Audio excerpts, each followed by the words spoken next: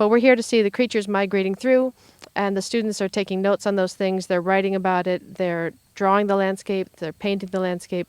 And we're just trying to get them to experience a part of Cape Cod that you wouldn't normally see. I mean, I grew up in Falmouth, but I've never been to Penikese, and unless you get a chance to come out here, you wouldn't necessarily be able to see, this kind of Cape Cod. The FEF has been key in so many of the projects that we've done over the years, and getting the kids outdoors and getting them to look at nature and not at the internet for their sources. Mm-hmm. And that's an important way to learn things and to remember things. And one of the main reasons why we're here on Penikese is because of Louis Agassiz and his whole philosophy of study nature and not books, because that's it's important to actually physically look at something to reflect on it, as opposed to reading about it or hearing about it or seeing it in a picture that you found on Google.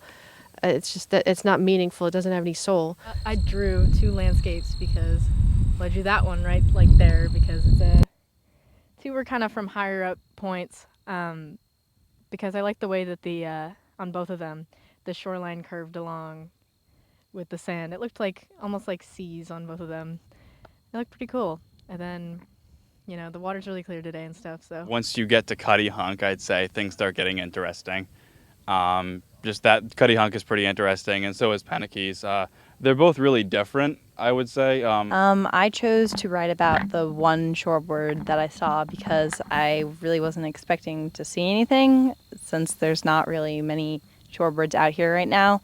But I did end up seeing one when I was alone on the beach and everyone else had gone back, and I thought it was kind of cool that it was just me and the shorebird walking along the beach together, since no one else had seen it. So I wrote about my isolated event with the shorebird and how I felt about that.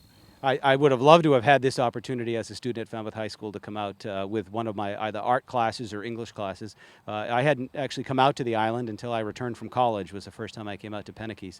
But I think it's important as these young people are so plugged into technology today and learning technology, to be able to get out into a wildlife sanctuary like this and to really take value of it, whether it's through writing, journaling, or through artwork, but to really be able to carry on the Aldo Leopold land ethic. And that's a lot of what today is for me, is not only the art and the English classes, but making sure that we expand that land ethic to the next generation. Kids are going to be making a lot of artworks and writings from this, and then they'll be having a number of art shows, and the FEF is also sponsoring.